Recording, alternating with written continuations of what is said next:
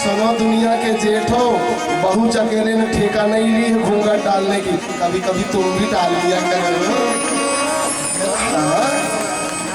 कई जेठों की शिकायत होती है कि फलाने की बहू घूंघट नहीं डालती। तुम क्यों टुकुर टुकुर देख रहे थे? तो झाड़ू लगाने के लिए बाहर तक गई थी। हाँ?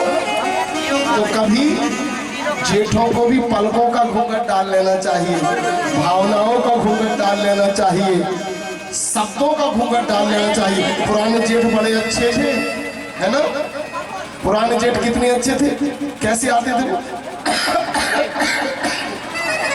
आजकल तो व्यक्ति कोरोना ही में बस खांसता है, बाकी खांसते ही नहीं है। वो वृंदावन बिहारी लाल कोरोना ही में खांस रहा है क्योंकि खांसी कहीं और चली गई। क्यों? क्योंकि उनका भी मन है। हम देख लें। अच्छा, दीदियां भी घूंघट तो इतना डालती हैं, बिल्कुल, लेकिन मोटरसाइकिल में जबलपुर चली जाए ना तो पता नहीं चलता कि एक बैठे कि दो बैठे, पूरा प्रेम वहीं दिखता है। बोलो वृंदावन बिहारी लाल की। शब्दों की मर्यादा से बोल तो रहूं लेकिन सत्य निकल ही जाता है। पूरे बस स्टैंड में पता चल जाएगा फलाने की बहू फलाने की। अच्छा, सास जब तक रहती है तो दबाव भी बनाती है। घूंघट नीचे, पढ़ी लिखी बहू है पहले साल, फिर दूसरे साल, फिर तीसरे साल और चौथे साल हिस्सा बंटवारा होने लगा और जेठ को ज्यादा मिलने लगा। तो आज नहीं बोलूंगी तो 5-10 लाख का नुकसान हो जाएगा। वृंदावन में तो सास भी दरवाजे के पास टिकी टिकी कहती मैं क्या कर लूंगा। वृंदावन बिहारी लाल, क्या ऐसा है? क्या घूंघट किसी ने नहीं डाला? क्या समाज में किसी ने घूंघट डाला ही नहीं? क्या घूंघट ऐसे ही बन गया? नहीं, घूंघट डाला तो है। सीधी कमर करके सुनना पड़ेगा। घूंघट डाला है। किसने डाला है? एक नारी ने तो ऐसा घूंघट डाला, जब लक्ष्मण को बाण लगी और हनुमान जब संजीवनी बोटी लेकर लेने गए तो सुबह के 4 बजे अवध के ऊपर से जा रहे थे। तो भरत जी ने एक बाण चलाई, हनुमान नीचे गिरे। सारे अवध को बताया कि लक्ष्मण को बाण लगी है। सारे अयोध्या के नगर के नागरिक रो रहे हैं, लेकिन एक नारी जिसका नाम उर्मिला है, वो 4 बजे स्नान करके श्रृंगार कर रही है।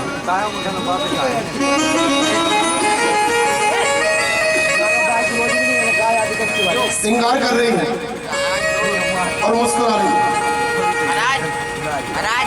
हनुमान जी को ये बात अच्छी नहीं लगी। हनुमान जी ने कहा पूरा अयोध्या हो रहा है और ये नारी कौन है जो मुस्कुरा भी नहीं है, श्रृंगार भी कर रही है? तो भरत जी ने कहा ये लक्ष्मण की पत्नी है उर्मिला। बोले इन्हीं की पति वहां मृत्यु की सैया में? बोले हाँ। तो इनका ये व्यवहार अच्छा नहीं लग रहा है। तो भरत जी ने कहा तुम ही पूछ लो, यहाँ पर ध्यान दो। तो हनुमान ने पूछा माँ ये क्या कर रही है? श्रृंगार कर रही है स्नान करके? आपके पति मृत्यु की सैया में है? तो उर्मिला ने कहा हनुमंत लाल तुम तो त्रिकाल दृष्टा हो, आंख बंद करके देखो वहां हो क्या रहा है। तो जैसे हनुमान ने आंख बंद किया और देखा मां जब से बाण लगी है लक्ष्मण सो रहे हैं और राम रो रहे हैं। उर्मिला ने कहा जिस घर में छोटे भाई को घाव लगा हो और बड़े भाई दर्द में कराह रहा हो, वहां पर छोटे भाई की पत्नी को चिंता करने की जरूरत नहीं है। मेरे जेठ मेरे पति को बचा लाएंगे। जोर से बजना चाहिए। बड़ा भाई छोटे भाई को घाव लगा, बड़े भाई को दर्द, ध्यान रखना। ऐसा जब प्रेम होता है ना, इसको कहते हैं विश्वास का घूंघट। कई बहुएं घूंघट तो ऐसा डालती हैं, माफ करना आज मेरे पास छिंदवाड़ा का फोन आया और मैं जो भी बात बताता एक भी बनावटी नहीं बताता। मेरे पास फोन आया, बोले गुरुजी कोई ऐसा उपाय बता दो, कोई राय थी, ऐसा उपाय बता दो कि मेरे पति जो है मेरे जेठ के भी भक्त हैं, मेरी सास के भी भक्त हैं और मेरी जेठानी भी बिल्कुल घर में चलाती है। कोई ऐसा विधान बता दो कि घर चुपचाप से बंटवारा हो जाए। मैंने कहा मैं ब्यास आसन में बैठता हूँ, अभी तक घर जुड़वाने का वाला मैंने सीखा था, अब तोड़वाने वाली की बात कर रही हूँ तो मैं रिसर्च करूँगी, शाम को फोन करना। अब आप बताओ घर तोड़वाने का भी कोई दवाई बनाई जाए? अरे वैसे ही तो कलयुग तोड़ रहा है, ऐसा घूंघट डालिए कि जेठ पर विश्वास हो जाए। आदरणीय श्रोताजनों, जो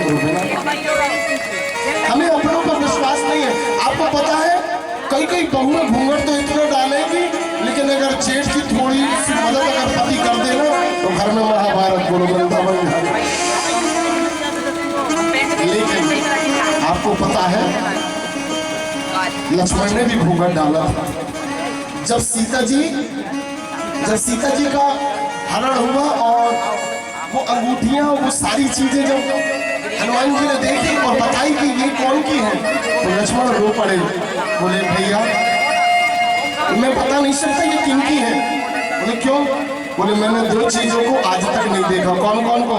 एक, जब मेरे भैया और भाभी चर्चा कर रहे थे कि सीता तुम्हारा मुख चांद जैसा दिखता है, उस दिन से मैंने चांद को नहीं देखा और अपनी भाभी के चेहरे को कभी नहीं देखा, जब भी देखा तो मैंने चरणों को देखा। ऐसा घूंघट है तो ऐसे घूंघट का सम्मान है। कन्हैया की कितनी शादी हो गई? सब बोलेंगे दो। कितनी हो गई?